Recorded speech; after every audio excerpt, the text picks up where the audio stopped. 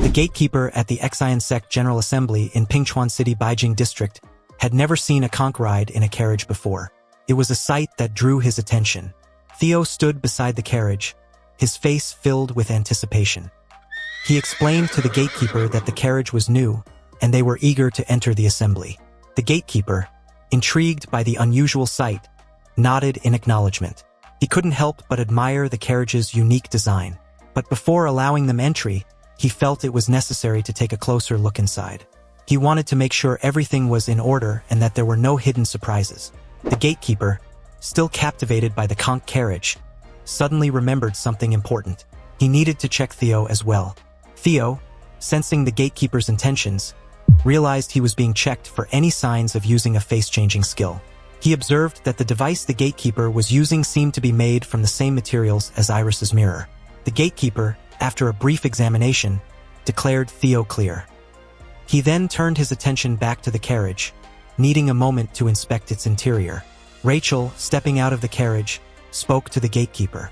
She explained that the Lord was under a lot of stress lately due to the poisonous land projects, and they needed to be careful not to upset her. The gatekeeper, blushing slightly, acknowledged Rachel's words respectfully. Rachel, sensing the gatekeeper's hesitation, pleaded with him to let them pass this time. The gatekeeper, understanding the situation, agreed to let them pass, apologizing to the Lord for any inconvenience. The gatekeeper, his mind racing, couldn't help but feel a sense of fear. He realized that Iris, with her commanding presence and authoritative tone, reminded him of the sect leader. He knew she was his daughter, and he didn't want to overstep his bounds and upset her. He mumbled an apology, explaining that he simply had to check the carriage's interior. He quickly assured them that everything was fine and apologized for the intrusion. He waved them forward, urging them to continue on their way. Theo, Rachel, and the Lord passed through the gate, entering the Xian Sect General Assembly. Theo, ever vigilant, scanned the surroundings. He noticed a couple of alchemists, but only one of them was a Breath of the Sun alchemist. He felt confident he could handle them if necessary. He reassured the Lord that they were safe and that she could come out of the carriage. Oscar, relieved to have made it through without being caught, stepped out of the carriage. Grandpa, concerned for his grandson's comfort, asked if he had been too uncomfortable inside the carriage. Oscar, ever the brave one, assured him that it was all right. Grandpa, still chuckling at the memory of seeing Gabriel curled up in the carriage, remarked that he never thought he'd see them all squeezed in like that. He felt a sense of gratitude for being alive, especially at his age. Gabriel, understanding Grandpa's concern, explained that it was all part of a mission. He then added that he knew how much Grandpa cared about Sean. Grandpa, flustered, denied Gabriel's claim, insisting that he didn't know what he was talking about. He went on to say that if it hadn't been for that particular situation, he wouldn't have. Gabriel, sensing Grandpa's discomfort, quickly cut him off, assuring him that he wasn't accusing him of crying or anything. Gabriel, his voice filled with anger, declared that after they rescued Sean, they would kill all the bastards at the Xian Sect General Assembly. Oscar, observing the tension in the air, sensed that everyone was holding back their emotions. Rachel, noticing Oscar's anxiety, reassured him that they were almost there. Oscar, grateful for her support, thanked her for her help. In his mind, he repeated to himself that they were almost at their destination. He urged Sean to hold on just a little longer. As they approached the inner sanctum of the assembly, a guard stepped forward and commanded them to halt. Theo, stepping forward, explained that the Lord had business there. The guard, surprised, asked, "The Lord?" Iris, confirming his suspicion, stated that she had come to see the person from the poisonous lands who had been captured. The guard, however, informed them that Sean was under special supervision and that unless they had pre-approved business, they could not meet him. Iris, undeterred, challenged the guard, asking if they were saying she couldn't even meet him if she wanted to. General Adam, appearing from within the tower, questioned Iris about her unannounced visit. Iris, without hesitation, explained that she had discovered a lead to the location of Sean's village and needed to see him. General Adam, acknowledging her urgency, stated that it wouldn't be a problem to let her see Sean, but warned her that she wouldn't be able to get any information from him. Iris assured him that she would take care of that herself. General Adam, with a hint of disdain in his voice, remarked that while he thought Iris was smart, she didn't know when to quit. Iris, taken aback by his words, demanded to know what he meant. Adam, unfazed, explained that Sean was hopeless now. His body and mind, he claimed, were broken beyond repair. Grandpa, listening to the conversation from inside the carriage, was furious. He muttered under his breath, "That bastard!" Gabriel, sensing Grandpa's anger, urged him to calm down. Grandpa, however, couldn't contain his rage. Oscar, trying to maintain control, reminded them that they needed to stick to the plan. He pleaded with Grandpa to hold on just a little longer. Iris, determined to see Sean, declared that she had traveled all the way from Huijing and couldn't go back without seeing him. She sighed, knowing she had to see his condition for herself. General Adam, acknowledging her unwavering resolve, finally relented and ordered the guard to let her in. The guard, obeying his orders, allowed Iris to pass. Iris, turning to Theo in the carriage, instructed him to follow her. Theo, his mind filled with relief, thought to himself that they had finally made it.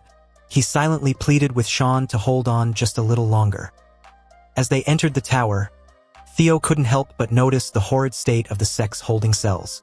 The guard, leading them through the dark, damp corridors, instructed them to wait there. He then unlocked a heavy door with a key. They ascended a winding staircase, the air thick with the smell of decay. The guard, stopping at the top of the stairs, announced that they had arrived. Iris, her gaze fixed on the cell door ahead, instructed the guard to wait outside. Entering the cell, Theo spoke to Sean, expressing his purpose of coming all the way from Mango village to save him.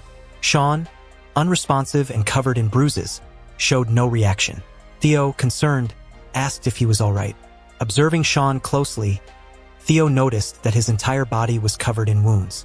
To his shock, he discovered that Sean's left hand was missing 3 fingers, but the cuts seemed jagged, not like those made by a sharp blade. It dawned on Theo that Sean might have bitten off his own fingers to endure the intense torture he had faced. Recognizing the severity of Sean's condition, Theo realized that he urgently needed medical attention. Theo retrieved a dewdrop pill, a special remedy for those who have been mentally shattered. Gratefully, he had kept one in reserve after using a similar pill on Charles before. Additionally, he prepared to use the elixir of purity from the Mt. Beck sect and a 9-leaf healing elixir. Surveying Sean's extensively injured body, Theo realized that no part of him had been spared from harm. With a heavy heart, he administered the dewdrop pill to Sean, hoping it would aid him in his time of need. Theo, with a determined look, instructed Iris to begin the operation. Iris, understanding his unspoken request, nodded in agreement. Turning to the guard, she informed him that they had finished their business and asked him to open the door. The guard, confused by her sudden request, wondered why she was asking him to open the door for her. Nevertheless, he agreed and reached for the door handle. Just as he was about to open the door, a sword suddenly struck him. Theo, reacting swiftly, unleashed his binding seal, subduing the guard. He then warned the guard to keep quiet. Theo, his mind focused on the next step of their plan, reminded himself that they had already made it through half of it. He just needed to get to the carriage safely. He knew he couldn't let his guard down until they were out of danger. Suddenly, General Adam appeared, calling out to Iris. He was surprised to see Sean being carried out of the cell. He confronted Iris, accusing her of overstepping her authority just because she was the daughter of the sect's head. He demanded that she drop Sean immediately, threatening to report her actions to the sect head. Theo, seizing the opportunity, interrupted Adam, asking him who he was and if the tower was soundproof. Adam, confused by Theo's sudden question, was caught off guard. Just then, a swarm of golden locusts descended upon him.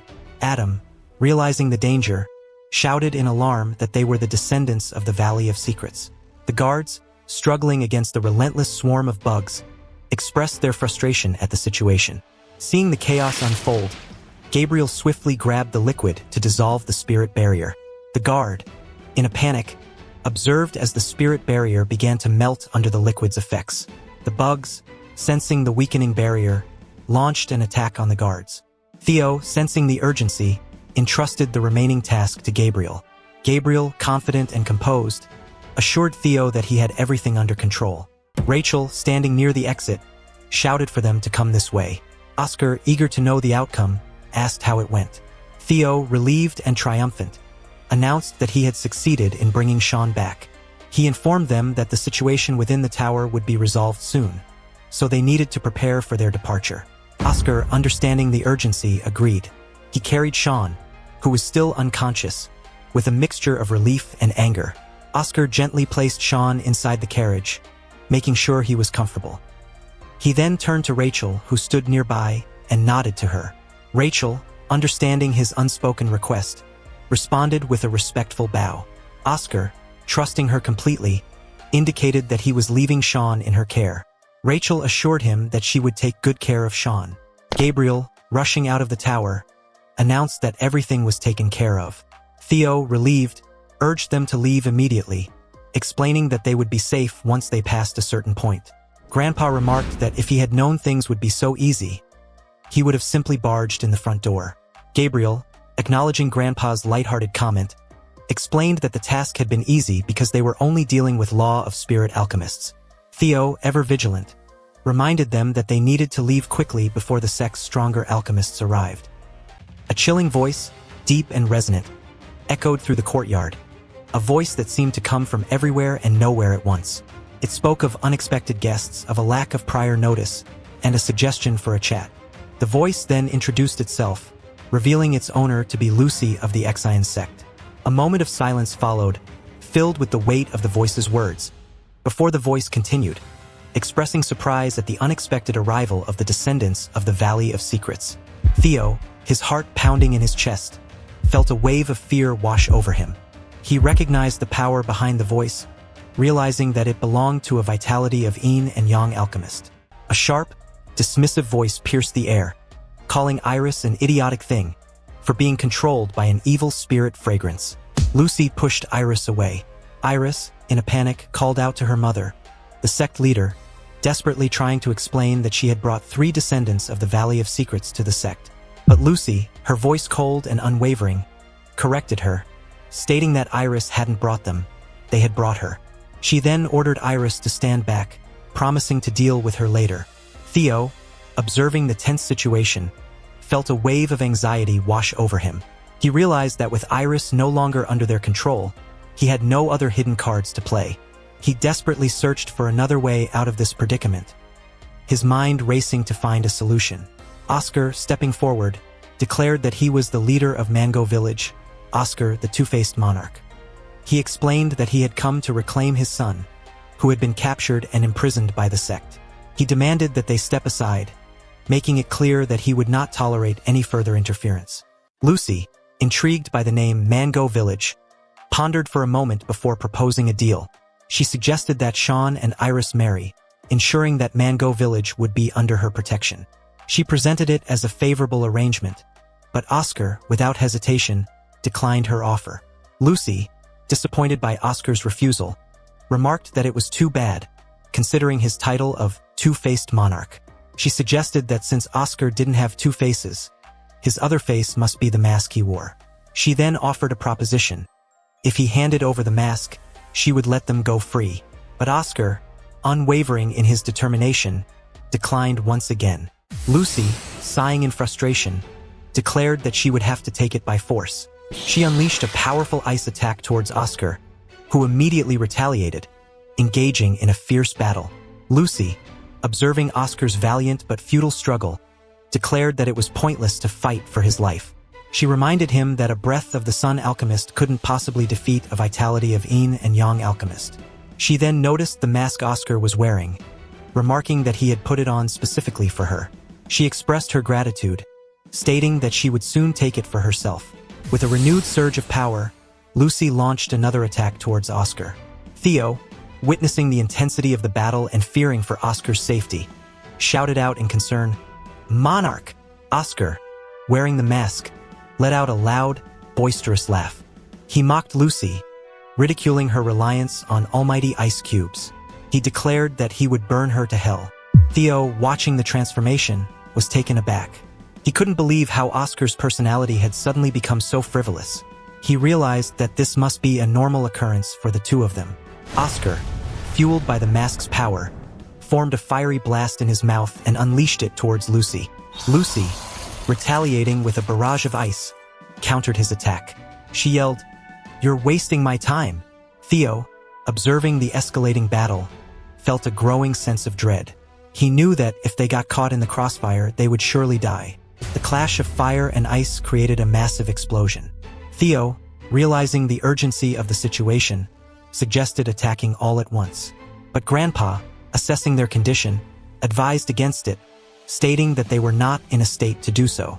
Theo, feeling puzzled by Grandpa's caution, sought further explanation. Grandpa clarified that the Hellfire Mask was a valuable treasure that amplified the wearer's attack power beyond their usual limits. However, wearing the mask for too long would eventually strain the body. He expressed concern about the escalating situation, noting Lucy's calm and composed demeanor. Grandpa suspected that she was deliberately holding back, as she had yet to unleash any talismans or other powerful tools. Lucy, observing their hesitation, taunted them, implying that they were not as formidable as they seemed. Oscar's eyes widened in disbelief. Lucy, with a smirk on her face, pointed out his struggle with the mask. She knew he was pushing his limits, but it was clear he didn't understand its true power. She saw his frustration, the way he was trying to force the mask to do his bidding. He was relying on brute strength, but that wouldn't last forever. Oscar, fueled by anger and pride, shouted that she was lying. He had plenty of energy left. He hadn't even begun to unleash his true potential. He challenged Lucy to stop with her yawn-inducing alchemy and show him what she was truly capable of. If she wouldn't show him, he would show her. Oscar was in a rage. He attacked Lucy, flames engulfing him as he fought. Lucy was still standing. She saw the fire around him and knew he was still strong. She knew she had to end this fight. She held an ice ball in her hand, its cold power a stark contrast to the raging fire. Lucy moved closer to Oscar, wanting him to see the ice ball, wanting him to know she was going to use it.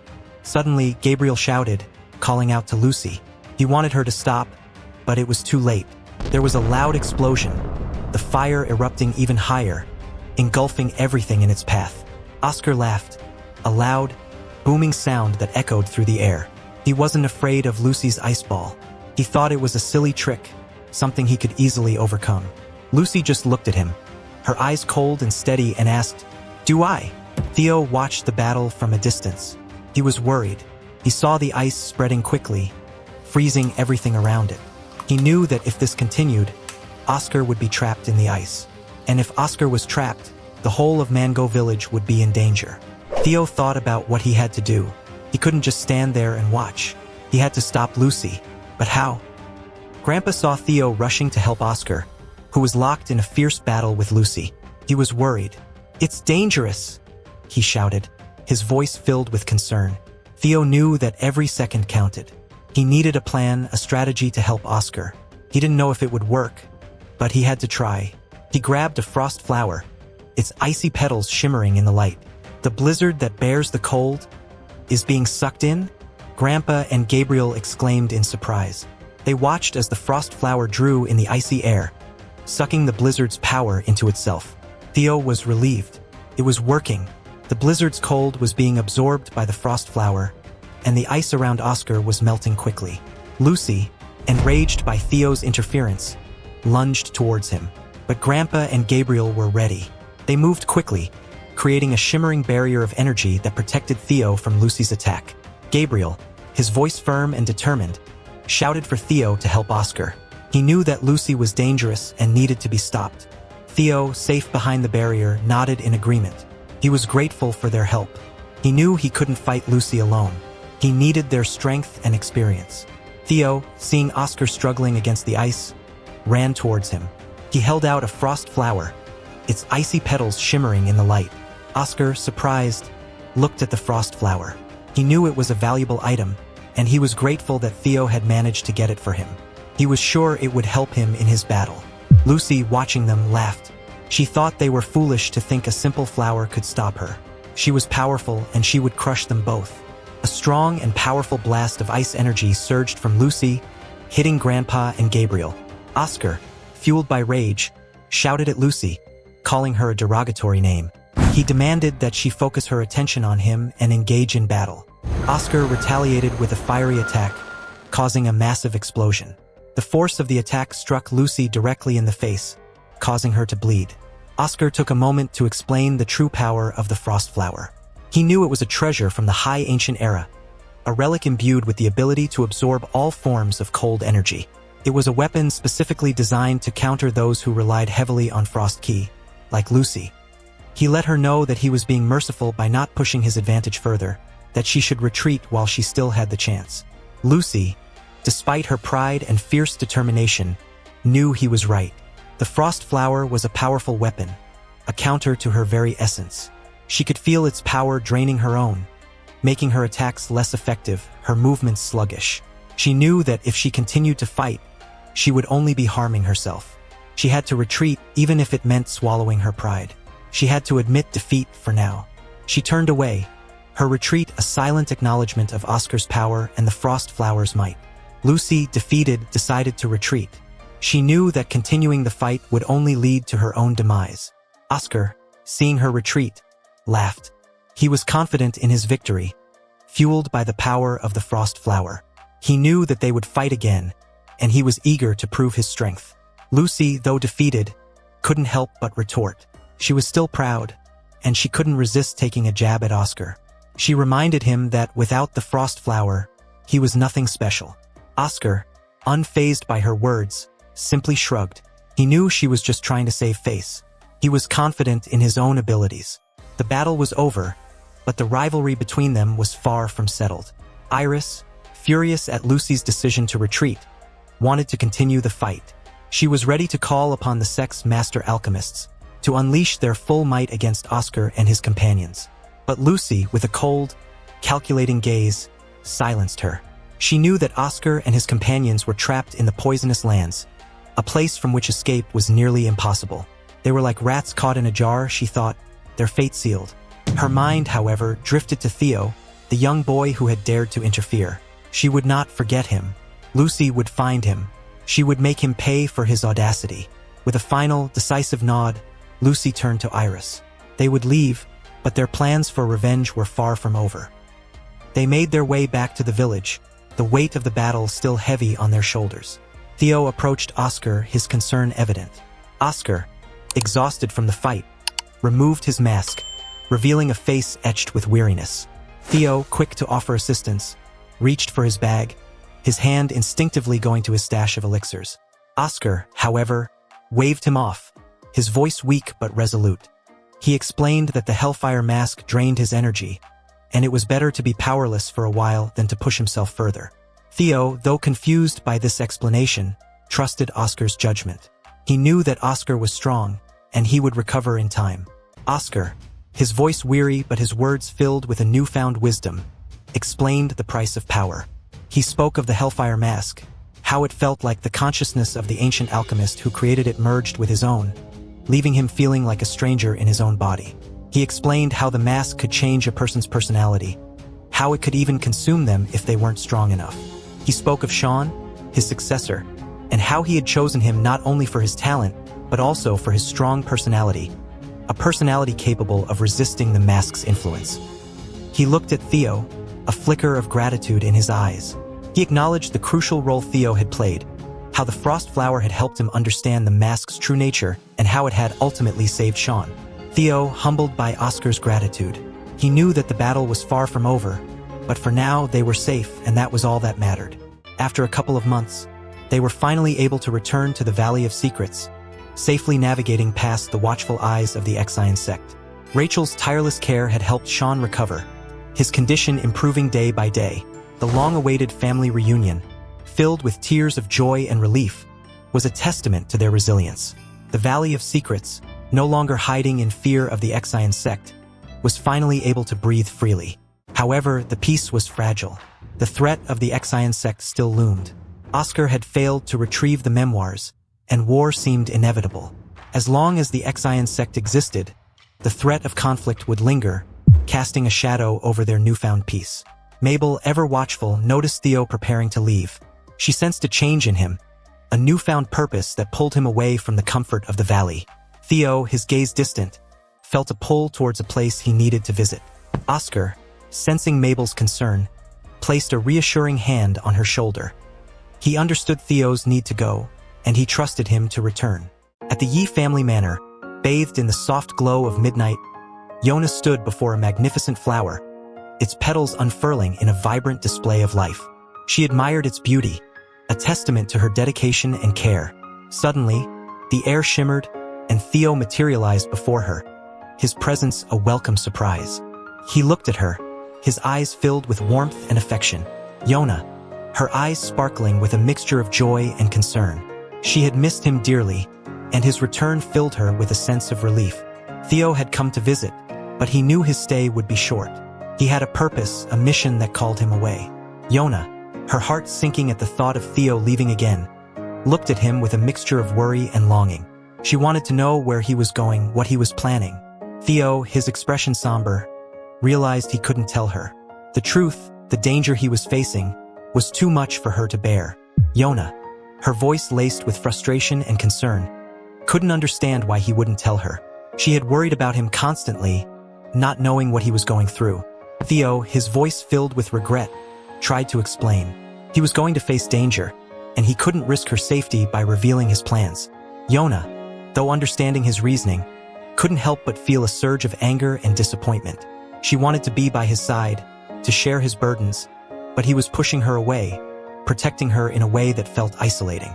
Theo, his eyes filled with sincerity, reached out to Yona and took her hand. "I promise you," he said, his voice firm. "I'll come find you. I cross my heart." Yona, her anger slowly giving way to a glimmer of hope, responded with a fierce determination. "If you don't come find me, I'll kill you myself." Theo, understanding her fierce love and loyalty, pulled her into a warm embrace. "I feel the same way that you do," he whispered, his voice filled with affection. Yona, clinging to him tightly, replied, "You better come back alive." Theo, his heart filled with love for her, whispered back, "Stay safe until then." The embrace was a silent promise, a testament to their unwavering bond, a bond that would endure even the greatest of distances. In the poisonous lands, a stark landscape scarred by the Exainsect's influence, Sean stood before Theo, his expression a mix of anticipation and concern. He knew Theo was about to embark on a perilous journey, a journey that could change everything. Theo, his gaze fixed on the horizon, felt the weight of the world on his shoulders. The Exainsect was a threat that needed to be dealt with, and he believed he could solve the mystery of his ring, a mystery that held the key to their future. Sean knew Theo's journey was fraught with danger, and he couldn't help but worry. Theo knew he couldn't share all the details of his mission, but he reassured Sean that he would return. Theo, his eyes burning with a fierce determination, stood tall, his resolve unshakable. He knew the path ahead was fraught with danger, but he was ready to face it. He had a purpose, a mission that called to him. Theo thought of his masters, the alchemists who had raised him, who had taught him the ways of the ancient arts. Theo vowed to avenge their deaths, to bring their killers to justice. He thought of the memoirs, the ancient texts that held the key to unlocking the secrets of his past and the power that flowed within him. He knew they held the clues he needed to understand his destiny. He thought of the elder of the Mtbeck sect, a powerful figure who held knowledge that could guide him. Theo knew he had to find him, to seek his wisdom and guidance. Theo, a millennium alchemist, a force to be reckoned with, was ready to face the challenges ahead. He would come back alive, his purpose fulfilled, his legacy secured. The story of the Millennium Alchemist has come to an end, but the echoes of his journey will resonate for generations to come. Theo faced countless trials, forged unbreakable bonds, and discovered secrets that had been buried for centuries.